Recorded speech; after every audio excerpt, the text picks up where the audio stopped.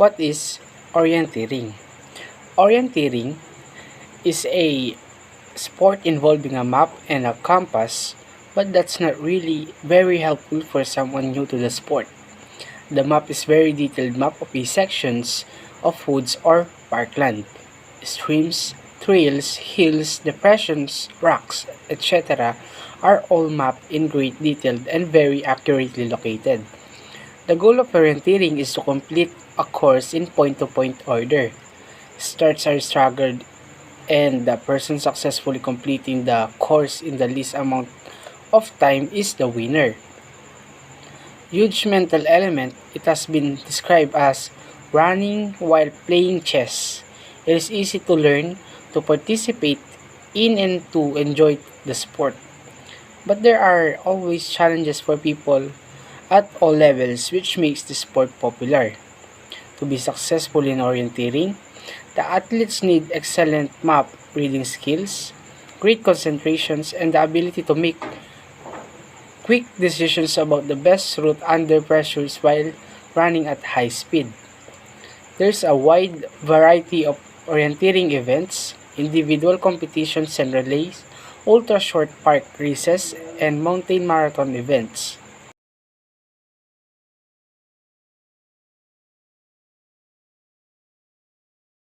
So, what are the safety protocols? And why is this important? Orienteering is an outdoor activity that carries a risk of personal injury due to natural and man-made hazards, animal encounters, and environmental conditions. While the participants acknowledge this risk, the organizers of orienteering events must have rules and recommendations that covers how to reasonably minimize this risk and what to do in case of injury or if a competitor is overdue. There are general safety rules and recommendations which apply to all orienteering events, and there are event-specific plans which should provide sufficient details for specific actions to deal with unique situations. Make sure you follow the event's organizers' guidelines and notices.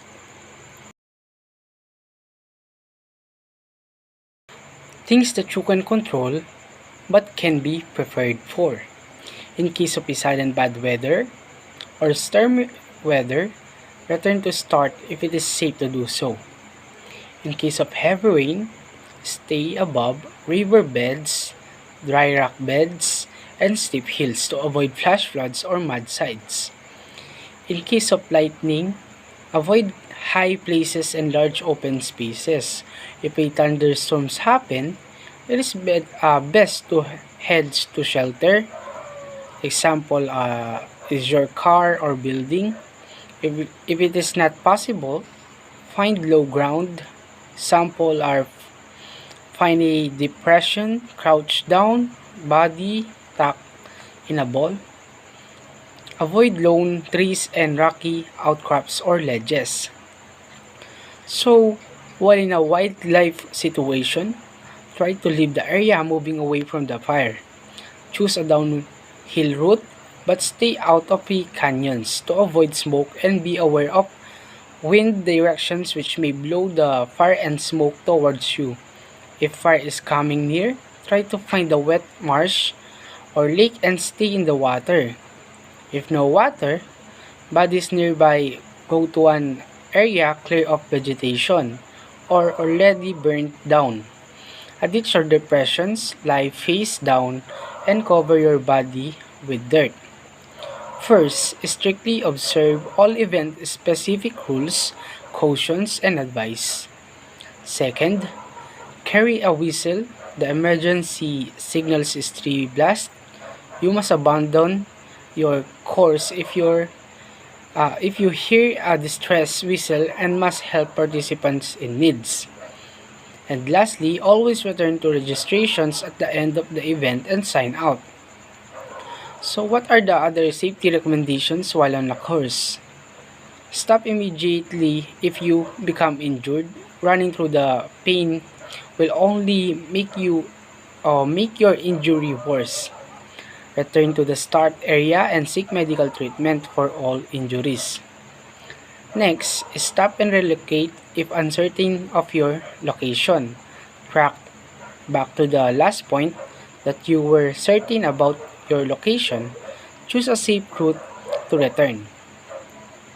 If you're if you're lost or hurt, stay still and blow the distress call. 3 whistle blows until help arrives. In case of an overdue persons, the organizers will initiate a search. You can help by the following the directions of the organizers. And the other things that you can control. Choose the activity based on your ability. Newcomers should start with a beginner's course and progress gradually. Warm up truly before orienteering. To avoid tripping and falling, look up from the map and familiarize yourself within the terrain before you start running. Adjust your running speed to terrain difficulty. Practicing readily the map while running in terrain. Wear appropriate clothes to cover skin and consider wearing eye protections. Make sure your shoes are comfortable and give good support. Next, adjust uh, next is adjust to weather conditions by dressing suitably for the temperature and weather. Drink plenty of water in case of overwhelming or overheating. Find shades and stop and rest. Cool your body with wet clothes. Exercise regularly to keep yourself in adequate physical conditions for your activity.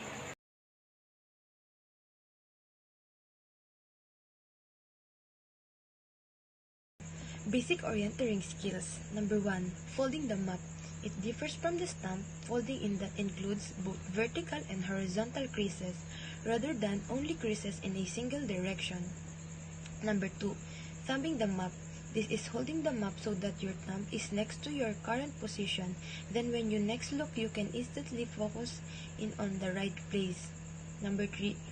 Orientating the map to north with ground compass. To orient a map means to line it up with the terrain so that north on the map is pointing to north on the terrain. A map so lined up is easier to interpret and follow than a map spread out haphazardly. Number 4. Reading features on the map is the act of interpreting and understanding geographic information portrayed on a map. Number 5. Taking a compass bearing.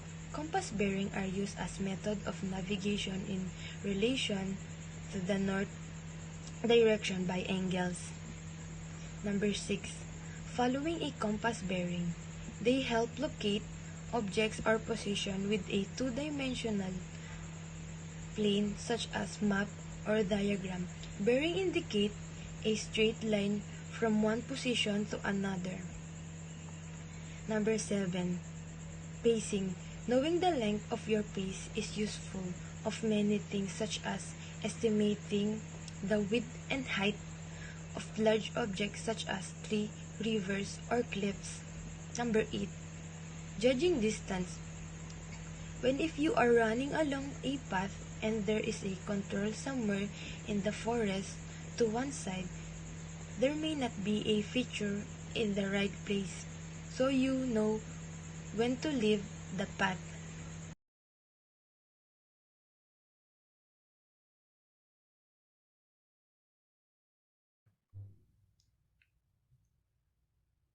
Before an orienteering.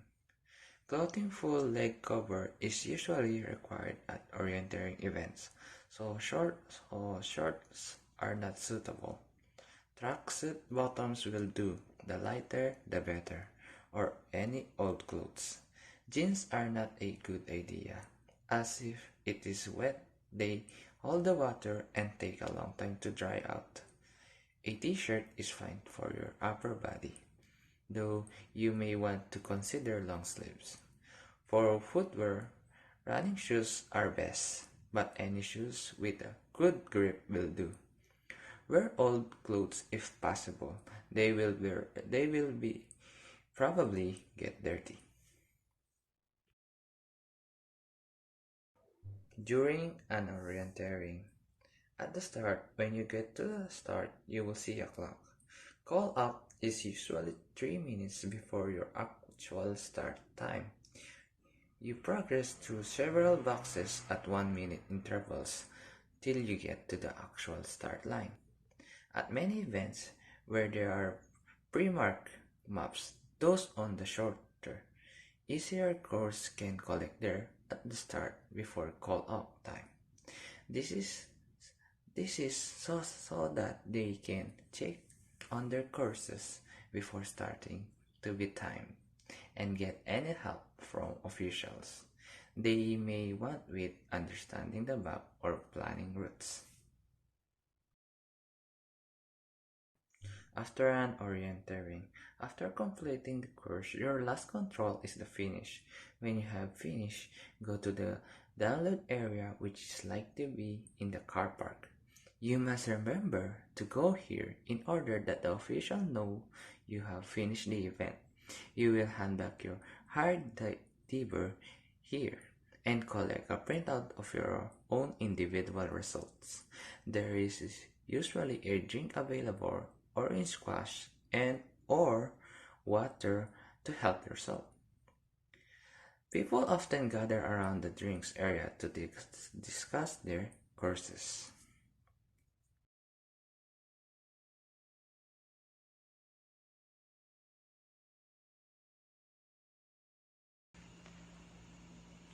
These are the health benefits of orienteering.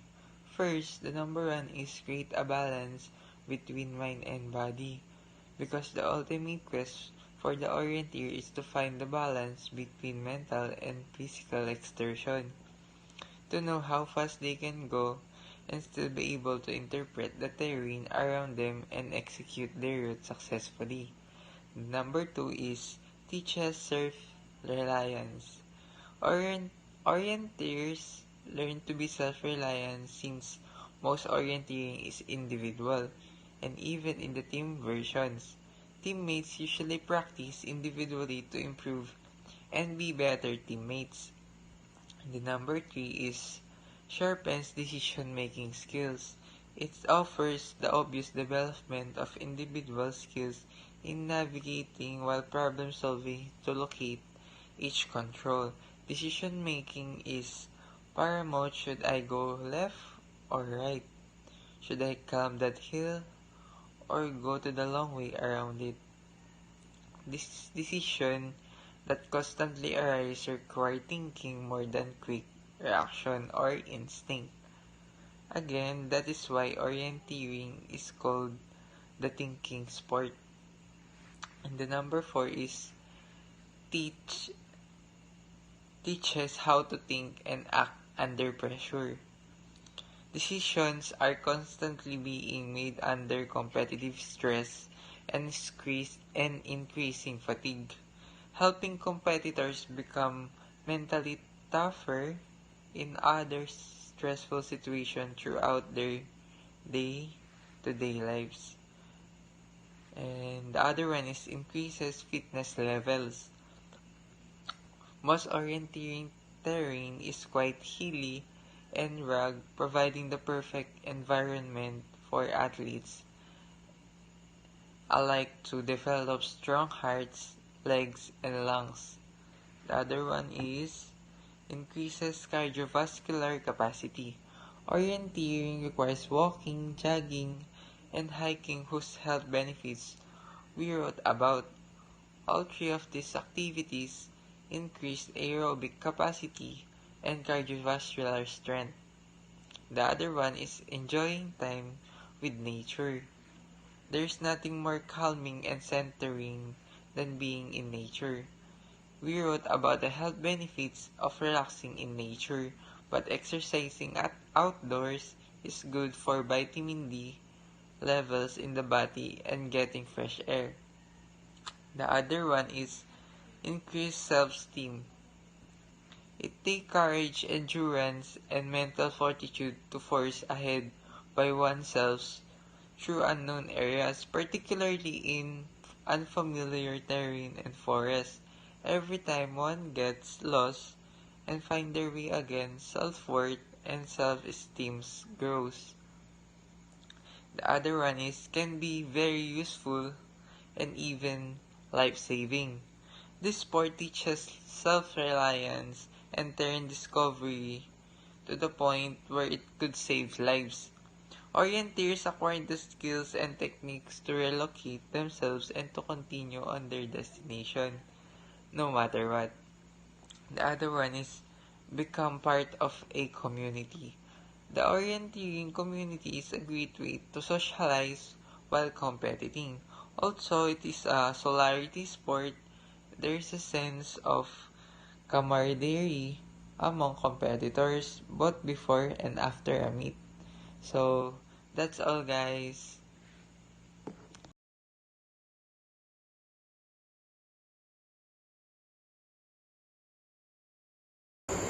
Some basic equipment in orienteering. Number 1. Map. Any kind of map may be used for orienteering, even street map, but the best one of detailed pad color, the graphic maps, developed especially for the sport.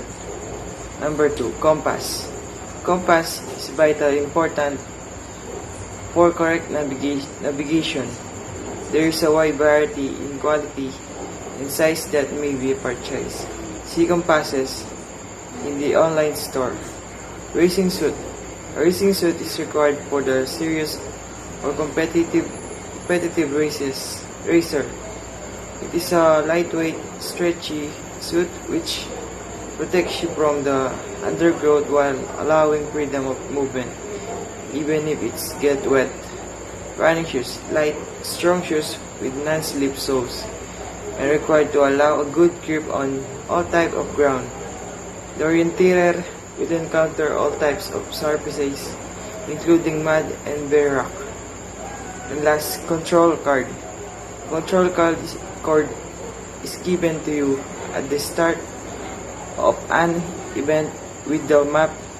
It is used to prove that you have visited all the control point in the right order. At each control point, there will be either electronic device to record that you were there, or a manual hole punch device that mark your card.